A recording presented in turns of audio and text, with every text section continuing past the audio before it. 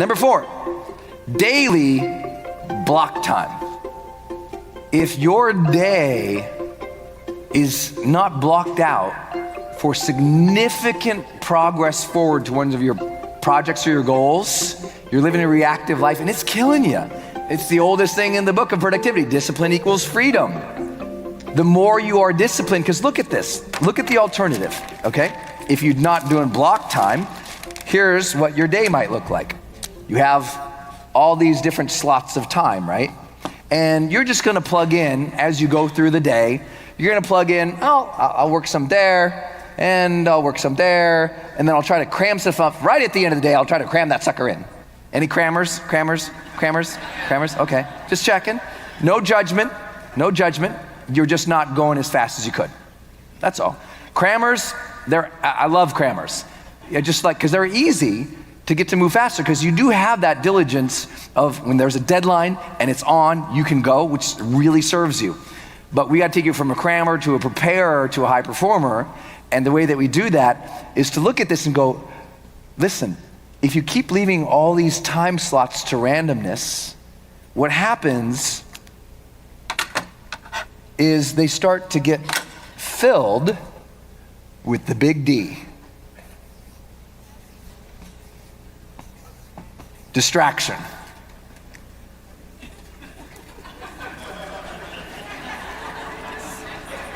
Some reason it seems like this hit home for some people. I don't know why.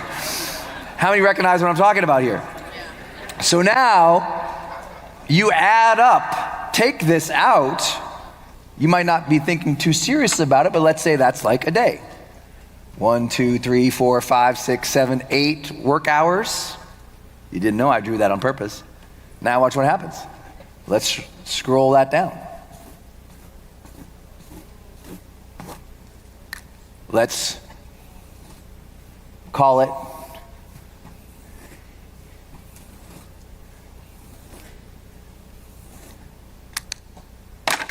that.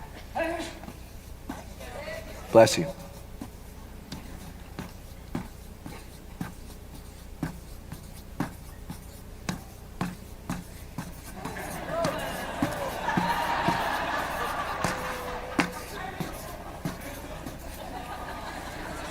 If you leave your time to randomness, you are stealing from your greatness. If you leave your time to randomness, you are stealing from your greatness bit by bit, hour by hour, day by day, week by week, month by month, quarter by quarter, year by year, and decade by decade. And it's the little things like this where you're like, oh my gosh, I didn't get anything done. Because you've got all these random approaches to your day. And so for those who are like, but Brenda, I'm a free spirit. I'm like, oh God, I love free spirits. Me too. Let's go on a yoga retreat. I don't have any time. Oh, free spirit, no time for yoga retreat? Aww. You know why free spirit ain't got no time for yoga retreat? Because they ain't got no discipline. If they had some discipline, free spirit would have time for some yoga retreat. So if you want more free time, you need more discipline time. It's so simple. I said, well, what if I learn to block time? And I did simple things like this. What if I said, let's call this, just for ease, let's go 8, 9, 10, 11, 12, 1, 2, 3, 4, and 5. What if I did this? And what if I asked, what is the primary projects that have to happen this week?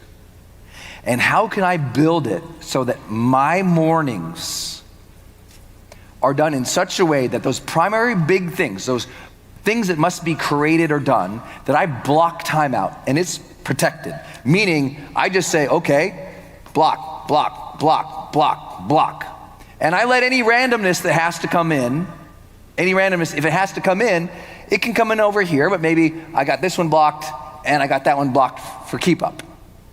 Okay, I let those random things come in And they're not necessarily distractions, because I'm on my way, but maybe they're more, instead of distractions, they're, let's call it response time, responses. A little different, right? A distraction from a response. And so, well, guess what happens? Over a period of time, as you draw this down, even if you do have time available, you get the idea. You're just check. You're just getting stuff done. And now, you're not at the whim so much. So one of my big things is I just said, from now on, I don't do any reaction in the morning. My morning block time to create and do the necessary steps and big projects or priorities that must happen to move my life forward. My reaction, I'll do that later. So I'll reply to my email, or I'll take voice messages, or I'll take meetings in the afternoon, not the morning. Now some people, depending on what your career is or what you do, maybe you can't do that. Maybe you can't have your whole morning, but you can have your first 2 hours. You can have your first 2 hours. Next time you get that meeting invite, don't do it in the first 2 hours. Move it. A Fortune 50 CEO taught me this. He said, Brennan, I do no calls until after lunch. I'm like, oh my God, how did you get away with that? He goes, I'm the boss. Dang, nice.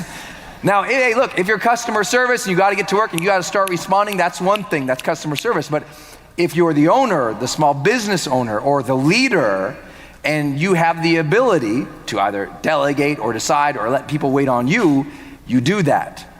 It's hugely important for you to get more block time, because listen, the more block time you have up front, the more freedom you gain on the back. More block time up front, more freedom on the back. More block time up front.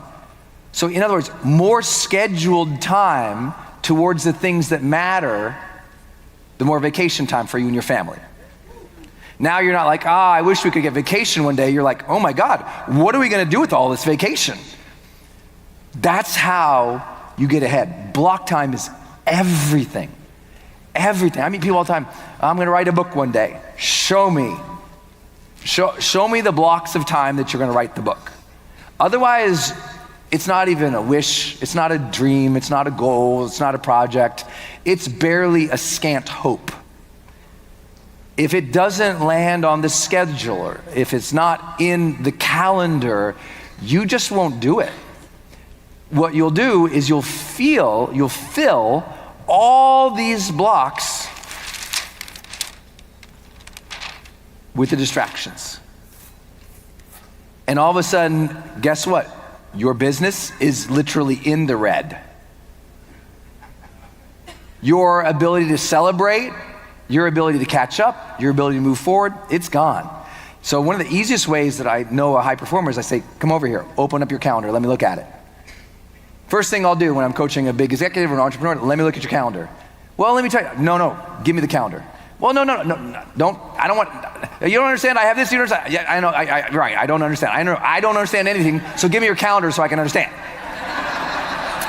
And I'll look at that calendar, and if it is not dang clear on their calendar what the activities, the projects, and the tasks are, that they are moving forward, then I know they're in a life of reaction. And taking somebody from a life of reaction to the charged life is so easy.